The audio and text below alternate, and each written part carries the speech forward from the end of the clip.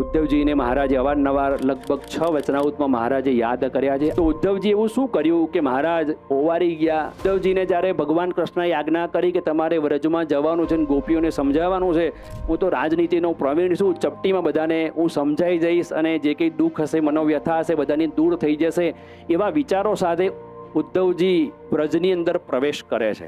આ જે પ્રસંગ છે એનું અદ્ભુત વર્ણન સદગુરુ નિષ્કુળાનંદ સ્વામીએ સ્નેહ ગીતા નામના ગ્રંથમાં કર્યું છે કે ગોપીઓની સ્થિતિ કેવી હતી. હરતા ફરતા કામ કરતા કૃષ્ણ કૃષ્ણ કરે કામિની, પ્રીતવશ થઈ પ્રમદા જાતિ જાણે નહીં નિજ દામિની.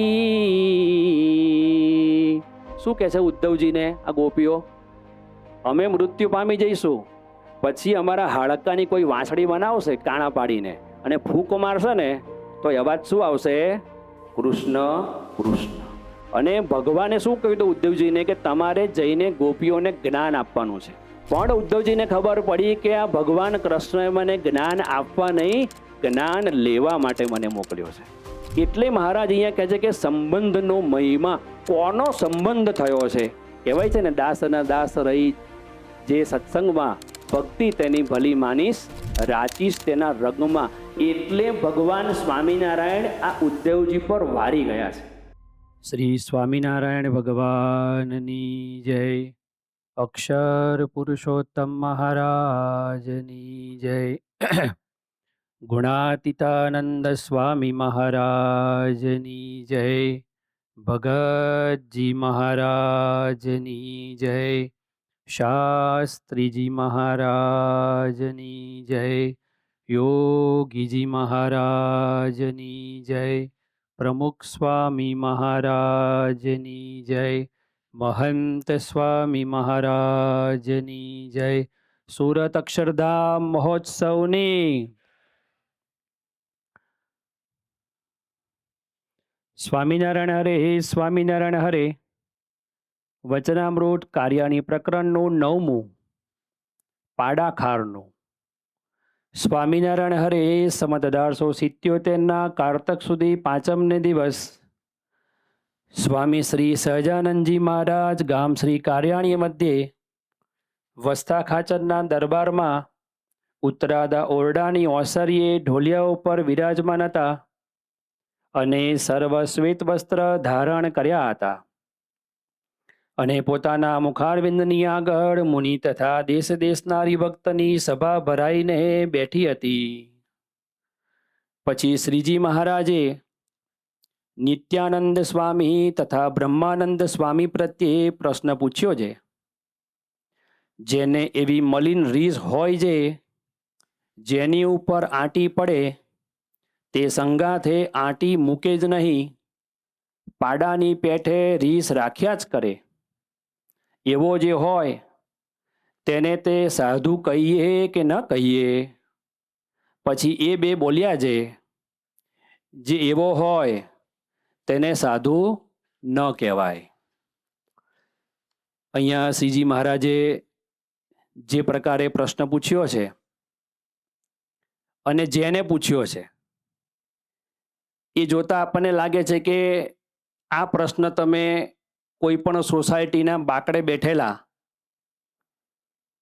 વ્યક્તિ જે કરંટ ટોપિક પર ચર્ચા કરી શકતો હોય, બધા ટોપિક ઉપર, એને તમે આ પ્રશ્ન પૂછો ને તો જે નિત્યાનંદ સ્વામીએ અને બ્રહ્માંડ સ્વામી જવાબ આપ્યો ને એ જ આવે. તો પછી આપણને પ્રશ્ન એ થાય કે આવો સામાન્ય પ્રશ્ન જે સામાન્ય વ્યક્તિ પણ જવાબ આપી શકે, તો મહારાજે શા માટે આવા બે ધુરંધર સંતોને આ પ્રશ્ન પૂછ્યો હશે? હવે નિત્યાનંદ સ્વામી તો 4 વેદના ભણેલા છે. મહારાજની દંત પંક્તિ જોઈને ત્યાગાશ્રમ સ્વીકાર કરેલો છે. બ્રહ્માનંદ સ્વામી એ શતાવધાની, એ મહાધુરંધર સંત છે. પણ મહારાજ એ બે સંતને બોલાવીને પ્રશ્ન પૂછે છે કે આવો જે હોય એ તેને સાધુ કહેવાય કે ન કહેવાય? જવાબ છે જ કે ભાઈ આવું હોય એને સાધુ ન કહેવાય. પણ આ વચનામૃતની પાછળ એક નાનો ઇતિહાસ છુપાયેલો છે. ઇતિહાસ એવો છે કે સદગુરુ બ્રહ્માનંદ સ્વામી એમના મંડળની અંદર વાસુદેવાનંદ મુનિ નામના એક સંત હતા, લહ્યા સંત હતા. અત્યારે નવી પેઢીને ખબર ન પડે લહ્યા એટલે શું, કારણ કે અત્યારે ઝેરોક્સનો અને સ્કેનિંગનો જમાનો છે. પહેલાના સમયની અંદર કોઈ સ્કેનર નહોતા અને ઝેરોક્સની કોઈ કંપની નહોતી, કોઈ કોપિયર મશીન નહોતા. એટલે આવા એક સારા વ્યક્તિ હોય જે ગ્રંથની કોપી કરે સારા અક્ષરની અંદર, સારા પાછા અભ્યાસી હોય, ભણેલા હોય, રસવઈ દીર્ઘઈ સમાસ ખબર પડતી હોય, એટલે વિદ્વાન સંત હોય આ. અને એ સંત, એ જે તે વડીલ સંત હોય, જે વિદ્વાન સંતો હોય, એના ગ્રંથો અથવા જૂના ગ્રંથોનું એ પોતે લેખન કાર્ય કરતા હોય. આવા સંત એ એમના મંડળમાં હતા. હવે સાહજિક રીતે સદગુરુ બ્રહ્માનંદ સ્વામી એક કોક એવો પ્રસંગ બન્યો હશે અને વાસુદેવાનંદ મુનિને થોડો ઠપકો પણ આપ્યો હશે. વાસુદેવાનંદ મુનિને થોડુંક ખોટું લાગ્યું કે હું આટલો વિદ્વાન સંત છું, હું આટલી સેવા કરું છું ને મને બ્રહ્માનંદ સ્વામી આ પ્રકારે આવા નાના કારણો માટે ઠપકો આપ્યો, બધાની વચ્ચે ઠપકો આપ્યો, જે થયું હશે. પણ એમને લાગ્યું ખોટું અને પછી ત્યાગાશ્રમ છોડવા માટે તૈયાર થયા. હવે આ વાતની સદગુરુ મુક્તાનંદ સ્વામીને ખબર પડી. મુક્તાનંદ સ્વામી તો સત્સંગની માં કહેવાય.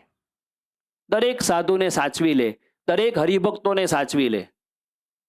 એવા મુક્તાનંદ સ્વામીને ખબર પડી એટલે વાસુદેવાનંદ જે મુનિ છે એને બોલાયા, સમજાયા, સત્સંગનો મહિમા સમજાયો, બ્રહ્માનંદ સ્વામીનો મહિમા સમજાયો કે કેવા સંત છે, કેવા વિદ્વાન છે, કેવો ત્યાગ કરીને આવ્યા છે. હવે આવા સંત તો કે આપણે ખોટું ન લગાડાય. પણ વાસુદેવાનંદ મુનિને પેલો વેગ ચડ્યો હોય કે ના મારે તો હવે જવું જ છે. એટલે મુક્તાનંદ સમજાયા કે ચિંતા ના કરો, મારા મંડળમાં રહો. અને પછી એમની વાત સ્વીકારીને એ સંત મુક્તાનંદ સ્વામીના મંડળમાં પોતે રહ્યા. હવે આ બાજુ સદગુરુ બ્રહ્માનંદ સ્વામીને ખબર પડી કે મારા મંડળના પેલા સંત છે એને ખોટું લાગ્યું હતું, જવા તૈયાર થઈ ગયા હતા અને ઠપકો આપ્યો હશે એમને, અને મુક્તાનંદ સ્વામીએ રાખી લીધો કે સારા સંત હતા, લહ્યા સંત હતા. એટલે એમને લાગ્યું ખોટું બ્રહ્માનંદ સ્વામીને, આપણને જેમ ખોટું લાગે છે એવું નહીં, સાહજિક રીતે. અને એક અઠવાડિયું એ મુક્તાનંદ સ્વામીના આસને પગે લાગવા ન ગયા. હવે દાદા ખાચરનો દરબાર એ તો નાનો દરબાર છે એટલે ખબર તો પડી જ જાય, કોક તો કહી જાય. કોકે વાત કરી મહારાજને કે મહારાજ આવું થયું છે. એટલે પછી શ્રીજી મહારાજને થયું કે આવા મોટા સંત અને આવી નાની બાબતમાં કેમ આવું થયું. મહારાજે વિચાર્યું કે આવા મોટા સંત બ્રહ્માનંદ સ્વામી, મહાવિદ્વાન, શતાવધાની, રાજકવિ, કેટલી બધી ધન સંપત્તિનો ત્યાગ કરીને, માન મોટપનો ત્યાગ કરીને સાધુ થયા છે, અને એક નાની સામાન્ય બાબતમાં અમારા ગુરુ મુક્તાનંદ સ્વામી એમની સાથે આવું થયું છે, આવી આંટી બંધાઈ છે, માટે કંઈક ઉપાય કરવો પડે. હવે મોટા સંત છે એટલે ડાયરેક્ટ તો કહી ન શકાય, એટલે શ્રીજી મહારાજે ખૂબ ધ્યાન રાખ્યું. મહારાજે વિચાર કર્યો કે આપણે સભાની અંદર પ્રશ્ન પૂછી આવો અને આ વાતનું સમાધાન આપણે લાવીએ. પાછું એ પણ ધ્યાન રાખ્યું કે ખાલી જો બ્રહ્માનંદ સ્વામીને પ્રશ્ન પૂછે તોય ખબર પડી જાય કે કેમ આ પ્રશ્ન પૂછ્યો છે. એટલે શ્રીજી મહારાજે નિત્યાનંદ સ્વામીને જોડે રાખ્યા પાછા કે તમે બે સંત જવાબ આપો કે આવો જે સાધુ હોય અથવા આમ જે કરે એને સાધુ કહેવાય કે ન કહેવાય. તો અહીંયા મહારાજનો અત્યંત વિવેકી સ્વભાવ એ આપણને દ્રશ્યમાન થાય છે, આપણને જાણવા મળે છે. બ્રહ્માનંદ સ્વામી મોટેરા સંત છે અને અમુક બાબતમાં હરિભક્તો અને સંતોના આદર્શ છે. જેતલપુરના બીજા વચનાવૃતમાં શ્રીજી મહારાજે બ્રહ્માનંદ સ્વામીની યતિ કહીને પ્રશંસા કરી છે. યતિ રામાયણનો ત્યાં પ્રસંગ છે. લક્ષ્મણજીની વાત મહારાજ કરે છે કે 14 વર્ષ વનમાં રહ્યા પણ સીતાજીના ચરણ સિવાય કોઈ શરીરનું અંગ જોયું નથી. આવા જે હોય ને એને યતિ કહેવાય, અને એવા યતિ આ બ્રહ્માનંદ સ્વામી છે. નિષ્કામ બ્રહ્મચર્ય વ્રત એવું એમનું હતું. આ બ્રહ્માનંદ સ્વામીનો મહારાજે વખાણ કર્યા છે. પ્રથમના 24ની અંદર બ્રહ્માનંદ સ્વામી મહારાજને પ્રશ્ન પૂછે છે કે મહારાજ, ઇન્દ્રિયોની વૃત્તિ એ પંચ વિષયમાં જતી નથી, અંતઃકરણમાં ખોટા ઘાટ થતા નથી, અને ભગવાનનો નિશ્ચય પણ યથાર્થ છે. તેમ છતાં અંતરમાં સૂનું કેમ રહ્યા કરે છે? આ પોતાની સ્થિતિની વાત કરે છે બ્રહ્માનંદ સ્વામી. શું કહે છે? પંચ વિષયમાં કોઈ જગ્યાએ મારી વૃત્તિ જતી જ નથી, અંતરમાં ખોટા ઘાટ થતા નથી, અને ભગવાનનો નિશ્ચય યથાર્થ છે. કેવી સ્થિતિ બ્રહ્માનંદ સ્વામીની હશે? તો આવા બ્રહ્માનંદ સ્વામીને મહારાજને કહેવું હતું. એટલે એમનો મહિમા સમજી અને મહારાજે આ રીતે એમને જાહેરમાં આપવાનું ન થાય, અને તેમ છતાં પણ જે કહેવાનું હોય બધું કહી દેવાય, એ રીતે મહારાજે એ આખી ગોઠવણી કરી. અને મહારાજે આપણને એક નવો દ્રષ્ટિકોણ આપ્યો કે આપણે બધા સત્સંગમાં રહીએ છીએ, અમે સંતો છે, તમે બધા હરિભક્તો છો, આમાં ઘણા કાર્યકર્તા હશે, તો આપણે સંતો સાથેનો વ્યવહાર થાય છે, આપણે કાર્યકર્તાઓ સાથેનો વ્યવહાર થાય છે, આપણે હરિભક્તો સાથેના વ્યવહારમાં જોડાયેલા છે. અને વ્યવહાર આવે ત્યારે નાના મોટા પ્રસંગે નાની મોટી ભૂલ તો થવાની જ છે. પણ મહારાજ અહીંયા સમજાવે છે કે નાના હોય કે મોટા હોય, નાની ભૂલ હોય કે મોટી હોય, પણ બહુ જ વિવેકથી એ વ્યક્તિને આપણે કહેવું જોઈએ. પરમ પૂજ્ય મહંતસિંહ મહારાજ ઘણીવાર, સંતોએ ઘણીવાર પ્રશ્ન પૂછ્યા છે, કાર્યકર્તાઓએ ઘણીવાર પ્રશ્ન પૂછ્યો કે બાપા અમે બધા કાર્ય કરીએ છીએ અને કોક વાર કહેવાનું થાય, મહંતસિંહ મહારાજથી કહેવું જ પડે, સત્સંગ છે, આખો સમાજ લઈને બેઠા છીએ, કોકની ભૂલ થાય તો કહેવું પડે. પણ કેવી રીતે કહેવાનું? સ્વામીએ વાત કરી કે વિવેકથી, નમ્રતાથી, પોતાના જાણીને અને એના જીવનું અહિત ન થાય ને, આ ચાર વિચાર કર્યા પછી બાપા કે તમારે જેટલું કહેવું એટલું કહેવાનું. હવે આમાં શું કહેવાનું રે?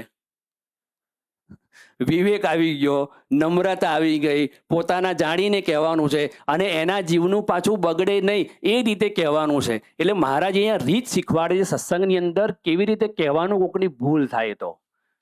પ્રથમ તો આપણો અધિકાર જ નથી કોઈને કહેવાનો, પણ મહારાજ અહીંયા સમજાવે છે કે તમારા ઘરમાં બાળક હોય, બાલિકા હોય, યુવક હોય, યુવતી હોય, માતા પિતા હોય, પતિ પત્ની છે, એકબીજાને કોકવાર કહેવાનું થાય તો આ ચાર મુદ્દા વિવેકથી, નમ્રતાથી, પોતાના જાણીને અને એના જીવનું અહિત ન થાય એ રીતે કહેવાનું.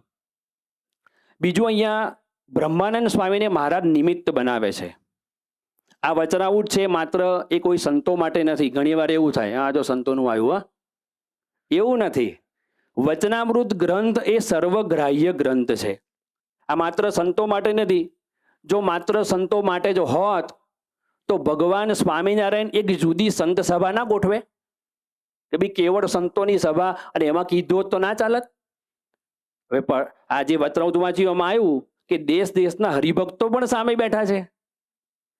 તો મહારાજનો ઉદ્દેશ્ય એ ખાલી સંતો નથી, બ્રહ્માનંદ સ્વામી નથી, પણ સમગ્ર સત્સંગ સમાજ છે, એને મહારાજે આ વાત કરવી છે, અને આપણે બધાએ આ વાત સિદ્ધ કરવાની છે. એટલે મહારાજ આ રીતે પ્રશ્ન પૂછ્યો, જવાબ આપ્યો કે એને સંત ન કહેવાય, એને સાધુ ન કહેવાય. હવે એ જ રેફરન્સની અંદર સદગુરુ મુક્તાનંદ સ્વામી હવે મહારાજને એ પ્રશ્ન પૂછે છે.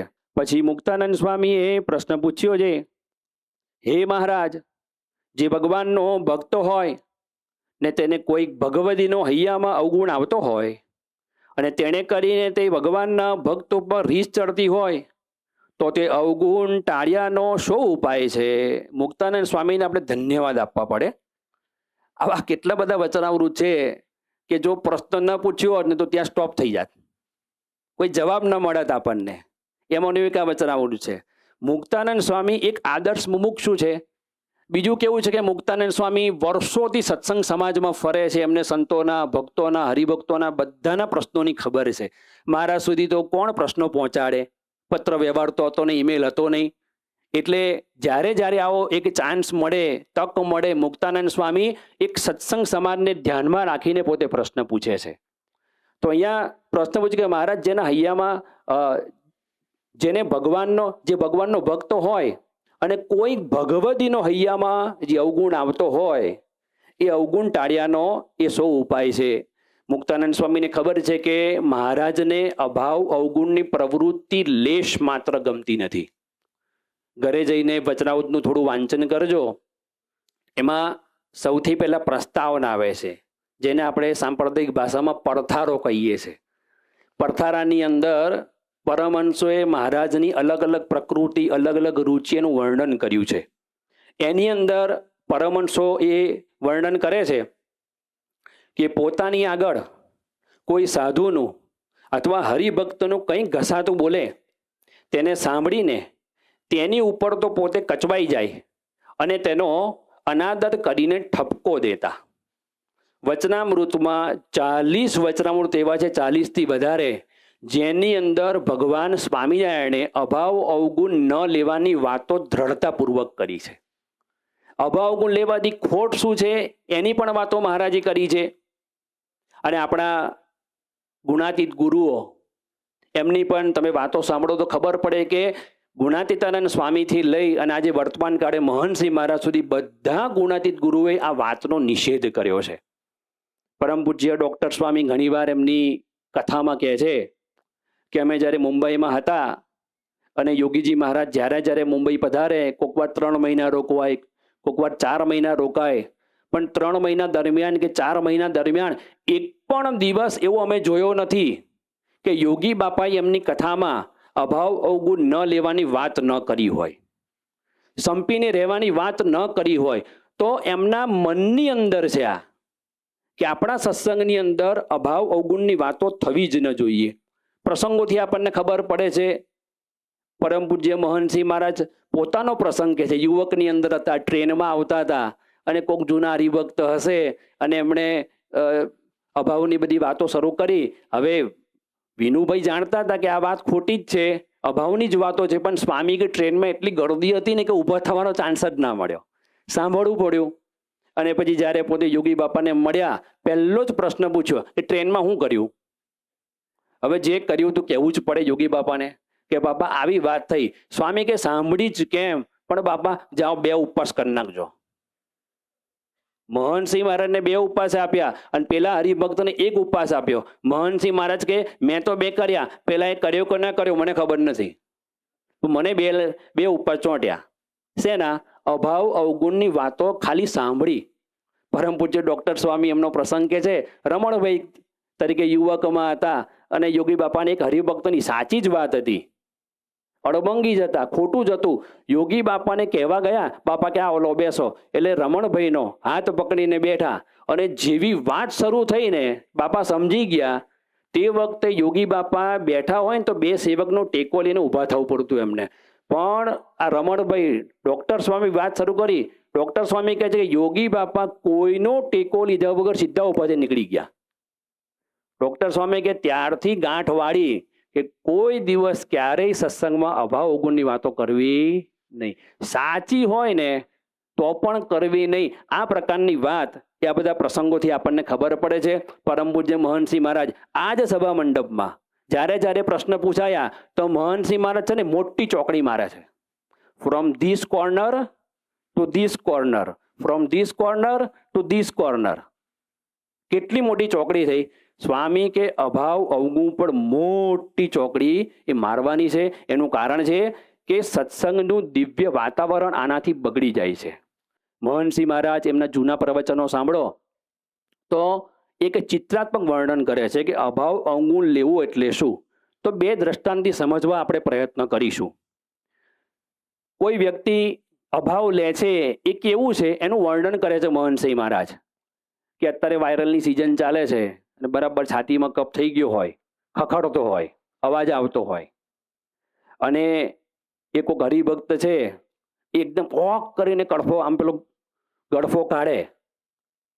મહંતસિંહ મહારાજ કે પતાસા જેવો કાઢે. એ વર્ણન કરે પાછા. આવો સાઈઝ કેવી હોય? પતાસા જેવી. પતાસા જેવો ગડફો બહાર કાઢે તો આમાંથી કોની ઈચ્છા થાય ખાવાની? લે, મહંતસિંહ મહારાજ આ દ્રષ્ટાંત આપીને સમજાવે છે કે કોઈ બીજા વ્યક્તિનો અભાવ લેવો ને આ ગળફો ખાધા જેવો છે. હવે એ તો પ્રેમથી કરીએ છીએ આપણે. એક દ્રષ્ટાંત. મહંતસિંહ મહારાજ બીજું દ્રષ્ટાંત આપતા કે ચલો આજે સભામાં જાહેરાત આપણે કરીએ કે આવતી સભામાં દરેક હરિભક્તોએ ઘરેથી એક ડોલચું લઈને આવવાનું છે. પ્રસાદ નથી મળવાનો અહીંથી કોઈ, પણ ડોલચું લઈને આવવાનું છે અને એ ડોલચામાં તમારે તમારા ઘરની ગટરનું પાણી ભરીને આવવાનું છે. ફ્લેટમાં રહેતા હોય તો નીચે ગટરો તેમાંથી ભરીને લાવવાનું. પણ દરેક સભ્યોએ જેટલા બેઠા છે બધાએ બરણીમાં કે ડોલચામાં તમારે આવતી સભામાં ગટરનું પાણી લઈને આવવાનું છે. અહીં બેસવાનું અને 5 મિનિટ પછી દર 5 મિનિટે એ ડબ્બો ખોલવાનો અને 5 સેકન્ડમાં એટલે ખુલ્લો રાખીને પાછું બંધ કરી દેવાનો. તો શું થાય? આપણે જ જતા રહીએ. આપણે જતા રહે નહીં, બહાર બાકડે બેઠા હશે ને એ ભાગી જશે. એ નહીં, કોક વ્યક્તિ મંદિરમાં દર્શન કરવા આવતો હશે ને એટલી ગંધ મારે ને પેલો મંદિરમાં જ નહીં આવે. અભાવ ગુણ આખું વાતાવરણ ડોરાઈ નાખે. એની સામે મોહનસિંહ મહારાજ કે ફરીથી એકવાર જાહેરાત થાય કે હવે આવતી સભામાં તમામ હરિભક્તોએ ડોલચું લઈ લાવવાનું છે, બરણી લઈને આવવાની છે, પણ તમારે ઘરેથી ગુલાબ જળ ભરીને આવવાનું છે. ગુલાબ જળ. અને બધા પાસે ગુલાબ જળ હોય અને પછી દર 5 મિનિટે ગુલાબ જળ એ ડબ્બો ખોલવાનો. શું થાય? સુગંધ સુગંધ સુગંધ આખો. અને બહાર બાકડે બેઠેલા બધા અંદર આવી જાય. બોલો કે સુગંધ છે નહીં આવે છે.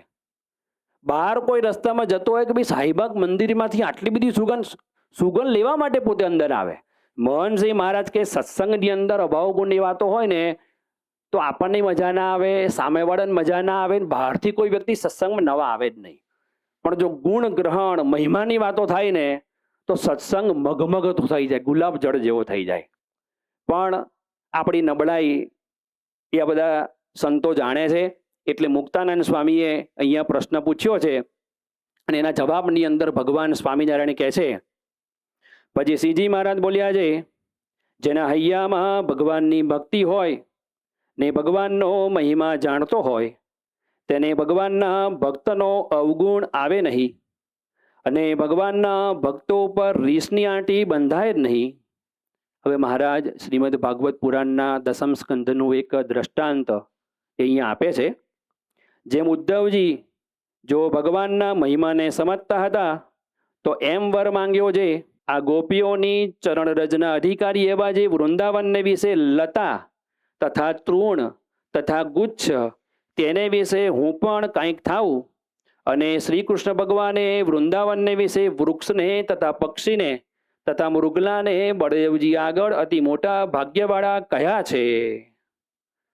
અહીંયા મહારાજ કહે છે કે જેના હૈયામાં ભગવાનની ભક્તિ હોય ને ભગવાનનો મહિમા જાણતો હોય તેને ભગવાનના ભક્તોનો અવગુણ આવે નહીં અને ભગવાનના ભક્તો પર રીસની આંટી બંધાય જ નહીં. અને અહીંયા મહારાજ ઉદ્ધવજીનું દ્રષ્ટાંત આપે છે. ઉદ્ધવજીને મહારાજે અવારનવાર લગભગ 6 વચનામૃતમાં મહારાજે યાદ કર્યા છે આ જ વિષય માટે.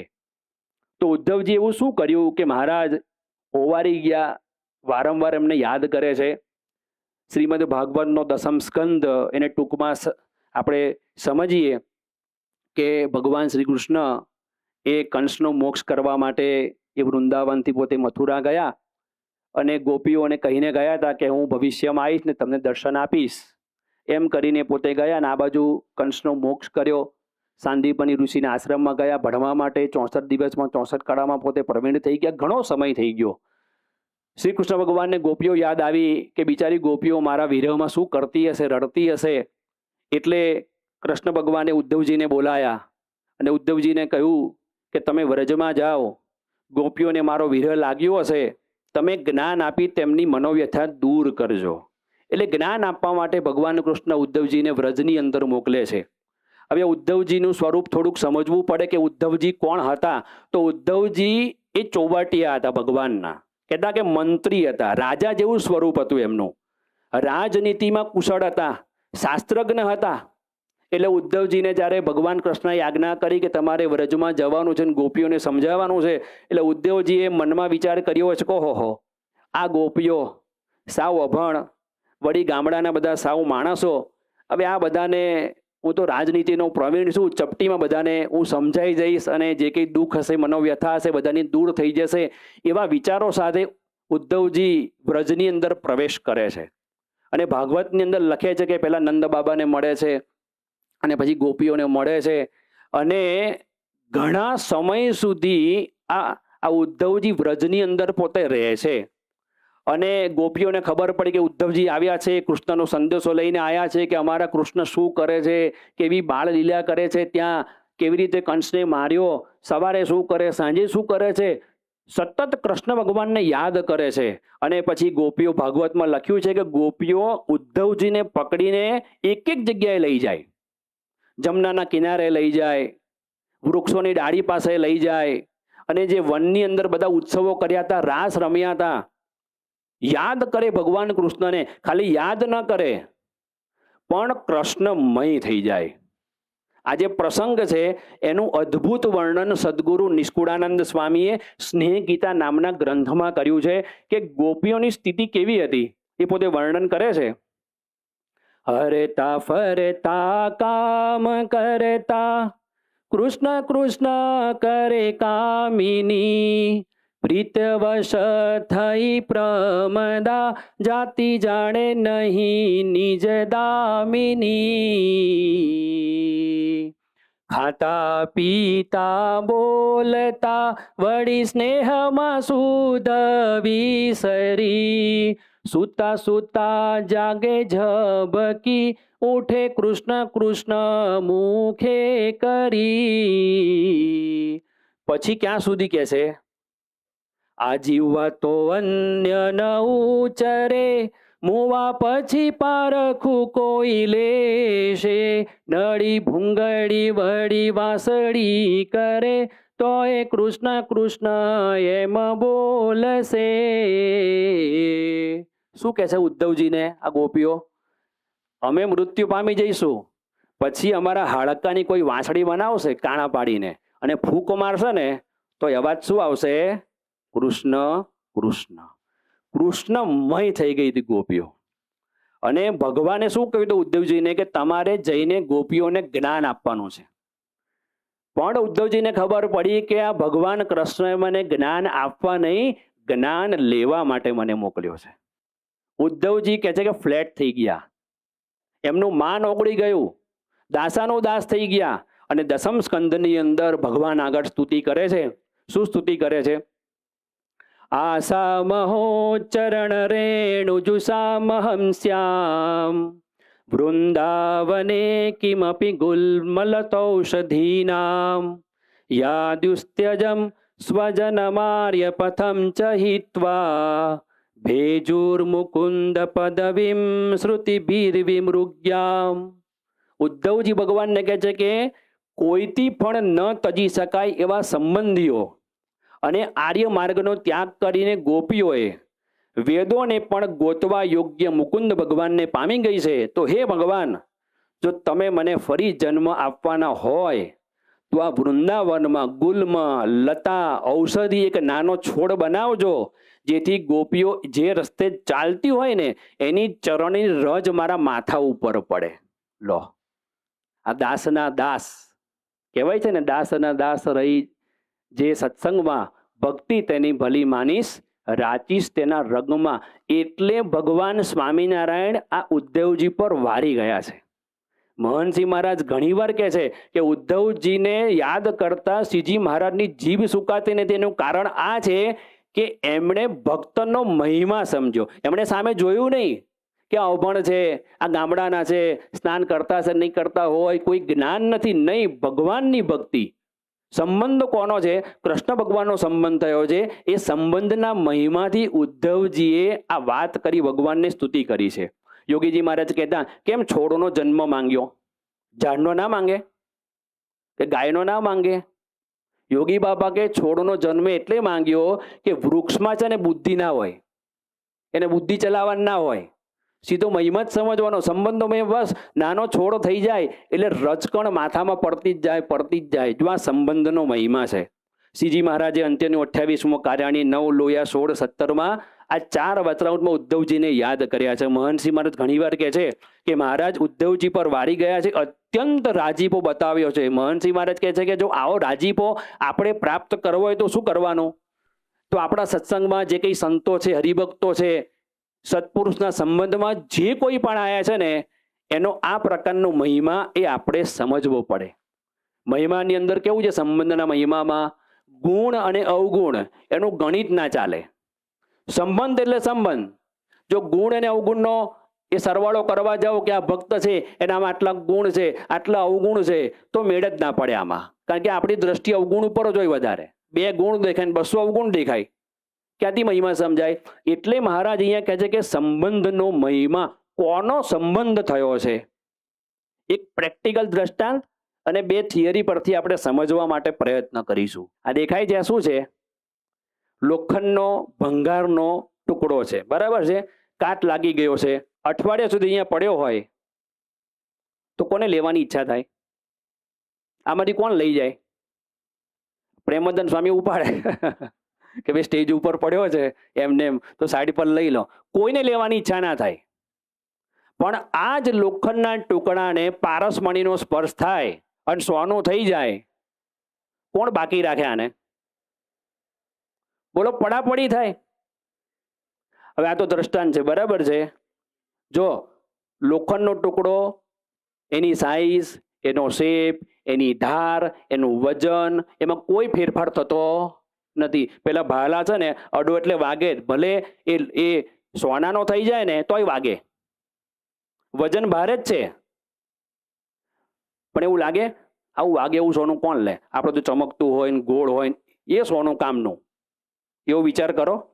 સોનું એટલે ભલે વાગે, લોહી કદાચ વાગી જશે ને કપાશે ને તો ડ્રેસિંગ કરતું એ તો 2 દાડા મટી જાય. આ ટુકડો ક્યાંથી મળેલા? આવો સોનાનો ટુકડો. જો સંબંધનો મહિમા, સંબંધ કોનો થયો? પારસમણીનો થયો ને. એ લોખંડ એ રહેતું નથી, સોનું થઈ ગયું. સ્વભાવ ટળી જતા નથી, પણ સંબંધથી એની કિંમત વધી ગઈ. બીજું દ્રષ્ટાંત સંતો કાયમ માટે આપે છે કે ભારતની અંદર વાઇસરોય એ ત્યાં જામનગર આવ્યા પ્લેનની અંદર, અને જામ સાહેબ કે એમને સ્વાગત કરવા માટે ગયા અને દરવાજો ખુલ્યો અને પહેલું કોણ નીકળ્યું? કૂતરો નીકળ્યો. પણ કોનો હતો? જામ સાહેબનો હતો. ભાઈ કૂતરો તો કૂતરાની પૂંછડી સીધી હશે? તે કૂતરો કરડતો નહીં હોય? તે કૂતરો ગંધાતો નહીં હોય? 4 પગ જ હશે, કરડતો જ હશે, વાંકી પૂંછડી જ હશે, એ સ્વીટ બોલતો હશે. ભસે એટલે કૂતરો ભસે એવો જ અવાજ હોય. પણ કૂતરો કોનો છે? વાઇસરોયનો. સંબંધ વાઇસરોયનો થયો છે એટલે જામ સાહેબ ભેટ્યા. બોલો, તો મહિમા સંબંધનો છે. ભલે કૂતરો જ છે પણ જામ સાહેબનો છે.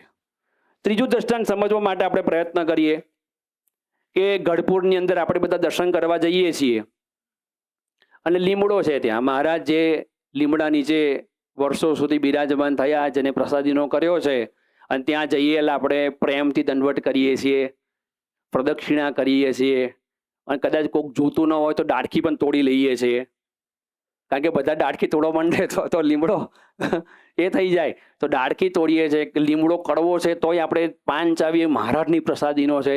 યોગી બાપા કહેતા કે લીમડાના કોઈ ગુણમાં ફેરફાર થયો, માથું ભટકાડો તો લોહી નીકળે. કડવો જ છે, આડો અવળો જ છે, પણ તોય શ્રીજી મહારાજનો સંબંધ થયો છે એમ સમજીને એનો મહિમા સમજીએ છીએ, એને દંડવટ કરીએ છીએ, એની પ્રદક્ષિણા કરીએ છીએ. એમ અહીંયા મહારાજ અને ગુણાતીત ગુરુઓ કહે છે કે અહીંયા જેટલા સંતો ભક્તો છે એને પરબ્રહ્મ પુરુષોત્તમ નારાયણ અને સાક્ષાત અક્ષર બ્રહ્મનો સંબંધ થયો છે. હવે અહીંયા બેઠેલા એ કોઈ સામાન્ય વ્યક્તિ નથી. ભગવાન સ્વામિનારાયણ સમ ખાઈને કહે છે. બોલો, આ વાત આપણને સમજાતી નથી. શ્રીજી મહારાજ વચનામૃતમાં સમ ખાઈને કહે છે. અંત્યનું બીજું વચનામૃત મહારાજ શું કહે છે? જેવી શ્વેતદીપમાં સભા છે, જેવી ગોલોક વૈકુંઠ લોકને વિશે સભા છે, જેવી બદ્રિકાશ્રમને વિશે સભા છે, તેથી પણ હું આ સત્સંગની સભાને અધિક જાણું છું અને સર્વે હરિભક્તને અતિશય પ્રકાશયુક્ત દેખું છું. જો એમાં લગાર પણ મિથ્યા કહેતા હોઈએ તો આ સંત સભાના સમ છે. સંત સભાના સમ અહીંયા મહારાજ ખાય છે. તે સમ શા સારું ખાવા પડે છે? જે સર્વેને એવું અલૌકિકપણું સમજાતું નથી અને દેખવામાં પણ આવતું નથી, તે સારું સમ ખાવા પડે છે. હવે કેટલી ભારપૂર્વક અહીંયા મહારાજ વાત કરે છે. આ જ વચનામૃતના અનુસંધાનમાં એકવાર મહંતસિંહ મહારાજ બોલ્યા હતા કે ભગવાન જો આટલો બધો મહિમા સમજતા હોય તો મહિમા સમજવામાં આપણા બાપનું શું જાય છે? ભગવાન સ્વામિનારાયણ જો આપણા બધાનો, આ સંતોનો, ભક્તોનો આટલો બધો મહિમા સમજે છે તો મહંતસિંહ મહારાજ કે આપણે પણ એ પગલે પગલે ચાલવું પડે, એ મહિમા આપણે સમજવો પડે. આવો મહિમા સમજાય તો ક્યારેય કોઈ સંતો ભક્તોનો અવગુણ આવે જ નહીં. યોગીજી મહારાજે યોગી ગીતામાં શું પ્રાર્થના કરી કે તમારા સંબંધવાળા ગમે તેવા હોય પણ તેને માથાના મુંગટ માનીએ તેવા આશીર્વાદ આપો. તુલસી જાકે મુખન સે ભૂલે નિકસે રામ, તાકી પક્કી પહેનિયા મેરે તનકી. ભૂલથી પણ એકવાર રામનું નામ લેવાઈ ગયું હોય ને તો હું મારી ચામડી ઉતારીને એને જોડાવ બનાવ આપી દઉં. તો યોગી બાપા કે તુલસી જાકે મુખન સે, કોઈ સાથે આંટી ન પડી જાય, સંબંધવાળાને ઓળખી શકીએ તેવી બુદ્ધિ આપજો. તમારા જેવી બુદ્ધિ અમને આપજો. શાસ્ત્રીજી મહારાજને મેળાઓમાં આ પ્રાર્થના કરી હતી. ગુણાતીત ગુરુ આપણને પોતાના જીવન દ્વારા પણ આ જ સંદેશો આપે છે. 1966ની સાલની અંદર યોગીજી મહારાજ મુંબઈમાં બિરાજમાન હતા અને યોગી બાપાને પહેલેથી શરદીનું અંગ એટલે નાશ લેવા માટે એક તપેલું રાખ્યું હતું અને પાણી ગરમ કરીને પછી એમાં સ્વામી નાશ લે. એટલે એક સંત હતા પ્રભુ સ્વામી કરીને, યોગી બાપા માટે એ તપેલું લઈને આવ્યા. હવે તપેલા પર લખ્યું હતું પૂજ્ય યોગી બાપા માટે. તપેલા ઉપર લખ્યું હતું પૂજ્ય યોગી બાપા માટે. યોગી બાપા કે કેમ આવું લખ્યું છે? એ કે બાપા આ પાણી ગરમ કર્યું હોય તો કોઈ સ્નાન માટે ગરમ પાણી ન લઈ જાય ને એટલા માટે લખ્યું છે. બાકી અહીં તો કોકનું કોક લઈ જાય પાછું નાહવા માટે. યોગી બાપા શું બોલ્યા? સ્વામી કે ભલે સંતો સ્નાન કરે, આવા સંતો આપણને ક્યાંથી મળે? 15 મિનિટ મોડું થાય ફરીથી મૂકવું, તેમના માટે તો જીવ આપ્યો છે. બાપા શું કે તેમના માટે તો જીવ આપ્યો છે. કેવી ભાવના છે યોગી બાપાને!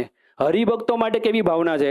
1957-58ની સાલમાં યોગીજી મહારાજ વિરમ ગામની અંદર બિરાજમાન હતા અને રાત્રે સભા થઈ હશે, ચેષ્ટા થઈ હશે અને બધું કરીને બધા સંતો હરિભક્તો બધા આરામમાં ગયા. હવે રાત્રે 2 વાગે કંઈક થોડો ખડભડાટ થયો એટલે ડાયાભાઈ નામના એક હરિભક્તા જાગી ગયા અને એમણે જોયું કે અવાજ ક્યાંથી આવે છે અને એમણે જોયું કે યોગી બાપા પોતાના ગાતરિયાના છેડાથી કંઈક બધું ભેગું કરતા હતા આ ફર્શ ઉપરથી. જાગી ગયા ત્યાં કે બાપા શું કરો છો? યોગી બાપા કે બોલવાનું નહીં, આ બધા સંતો સૂતા છે, હરિભક્તો સૂતા છે, બધા જાગી જશે, પણ બાપા તમે કરો છો શું? તારે યોગી બાપાએ ધીમે રહીને કહ્યું કે અહીંયા હરિભક્તોની સભા થઈ હતી ગઈકાલે, એની ચરણ રજ ભેગી કરવી છે અને મારે માથે ચડાવવી છે. કે આ જગ્યાએ હરિભક્તોની સભા થઈ છે ને મારે ચરણદત્ત માથે ચડાવી છે. ડાયાભાઈ તો બિચારા એકદમ સ્તબ્ધ થઈ ગયા કે બાપા કેમ હરિભક્તોની ચરણ રજ? અને તે વખતે યોગી બાપા બોલ્યા કે હરિભક્તો કેવા મહિમાવાળા, ઘર બાર કુટુંબ પરિવાર મૂકી અહીં આવી આપણો સમાગમ કરે છે, સત્સંગ કરે છે, સેવા કરે છે, કેવું બળ અને કેવી આત્મબુદ્ધિ. અને આવા હરિભક્તો હોય એનો મહિમા તો સમજવો જ પડે ને. તો યોગી બાપા આ રીતે આપણને મહિમા સમજવાની રીત બતાવે છે. તારીખ 23/4/2007 સારંગપુરમાં પરમ પૂજ્ય પ્રમુખસિંહ મહારાજ બિરાજમાન હતા અને તે વખતે બાપા સાથે પ્રશ્નોત્તરી ચાલતી હતી. એમાં એક સંતે પરમ પૂજ્ય પ્રમુખસિંહ મહારાજને પ્રશ્ન પૂછ્યો કે બાપા આપ સૌ ભક્તોને કેવી રીતે જુઓ છો? અમે બધા સંતો ભક્તો છે તો કઈ દ્રષ્ટિથી આપ અમને જુઓ છો? 4 ઓપ્શન આપ્યા એણે. પહેલું, ગુરુ જેમ શિષ્યને જુએ એ રીતે. બીજું, માતા પિતા જેમ બાળકને જુએ એ રીતે. કે મિત્ર મિત્રને જુએ એ રીતે. કે ભગવાન એ પોતાના ભક્તોને જુએ છે એ રીતે. આ 4 ઓપ્શન આવે કે બાપા તમે કઈ દ્રષ્ટિથી જુઓ છો? પ્રમુખસિંહ મહારાજ કે બધા અક્ષરધામના મુક્ત છે ને એ દ્રષ્ટિથી હું બધાને જોઉં છું. તો ભગવાનનો સંબંધ અક્ષરધામના મુક્ત છે. પરમ પૂજ્ય મોહનસિંહ મહારાજ આજે આપણને આ જ સમજાવે છે ને આ જ વસ્તુ આપણને દ્રઢ કરાવે છે. પ્રમુખસિંહ મહારાજ શતાબ્દી મહોત્સવનો પ્રસંગ આપણે બધા જાણીએ જ છીએ. એની વિડીયો પણ આપણે બધાએ જોઈ છે કે છેલ્લા 2-3 દિવસ બાકી હતા ને પરમ પૂજ્ય મોહનસિંહ મહારાજે પૂજ્ય નારાયણમણી સ્વામી, પૂજ્ય ભદ્રેશ સ્વામીને બોલાવી અને વાત કરી કે પ્રમુખસિંહ મહારાજ શતાબ્દી મહોત્સવનું જે ગ્રાઉન્ડ છે તો દરેકે દરેક સ્થાનની રજ ભેગી કરો. ખબર તો પડી જ ગઈ હતી બધાને શેના માટે ભેગી કરાવે, પણ બાપાએ કહ્યું એટલે રાત્રે પછી જઈ અને જે બાપાની મૂર્તિ હતી, પછી બાળનગરી હતી, પાછળ પેલું જે શો હતો, પછી પેલા 6 ડોમ હતા, બધી જ જગ્યાએથી રજ લઈને 5-6 વાટકીમાં લઈને આવ્યા અને બીજે દિવસે બાપાની સમક્ષ મૂક્યું અને કે બાપા રજ આવી છે. અને બાપા એટલા રાજી થઈ ગયા અને પછી મહનસિંહ મહારાજ એમાંથી જે રજ હતી લઈ માથે ચડાવીને ઘસી. આમ જોઈએ છે આપણે કે એમને માથે રજને ઘસી અને પછી પૂજ્ય ભદ્રેશ સ્વામીએ વાત કરી કે બાપા હરિભક્તોની રજ હોય તો બરાબર છે, પણ પ્રમુખ સ્વામી મહારાજ શતાબ્દી મહોત્સવમાં 1,20,00,000 કે 25,00,000 આયા. હવે એમાંથી માંડ 10 થી 15%, આપણો સત્સંગ 10-15 લાખનો છે, બધા આયા તો ના હોય, લગભગ મોટા ભાગના બધા બહારના માણસ આયા છે. તો તમે કેમ આ રજ માથે ચડાવી? બાપા કે ગમે તે હોય, પણ પ્રમુખ સ્વામી મહારાજ શતાબ્દીના ગ્રાઉન્ડમાં પગ મૂક્યો ને, બધા દિવ્ય થઈ ગયા. સ્વામી કે મંદિરના કેમ્પસમાં આવે ને એ બધા દિવ્ય થઈ ગયા. એટલે દિવ્ય સમજીને એની રજ માથે ચડાઈ. રોબિન્સવિલનો પણ પ્રસંગ આપણે જાણીએ જ છીએ. 12,500 જેટલા સ્વયંસેવકો જે તન તોડ બધાએ સેવા કરી, તન મન ધનથી. અને ત્યાં જ મોહનસિંહ મહારાજે આ જ કર્યું, રજ લાવ્યા. અને પૂજ્ય નારાયણ મુનિ સ્વામીએ ના પાડી કે બાપા માથે ન ચડાવતા, દૂરથી દ્રષ્ટિ જ કરજો. તો દૂર જ ડીશ રાખી હતી. પણ છેલ્લે પછી બાપા કે ના, નજીક લાવો. અને ખબર જ હતી બધાને. અને પછી બાપાએ રજ લઈ અને સંતો ભક્તોની રજ માથે ચડાવી. સંબંધનો મહિમા. આ કોનો સંબંધ થયો છે? શિકાગોની અંદર પ્રસંગ એવો બને છે કે કિશોરો હતા બધા, એમણે એક પગ લૂછણિયું બનાવ્યું હતું. અને પગ લૂછણિયામાં કોન્સેપ્ટ એવો હતો એમનો કે નામ લખ્યા હતા પોતાના, અને એ જે તે યુવકોને જે દોષ પીડતો હોય, સ્વભાવ નડતો હોય ને, એ અંદર લખ્યો હતો કે ભાઈ આ દોષ મને પીડે છે.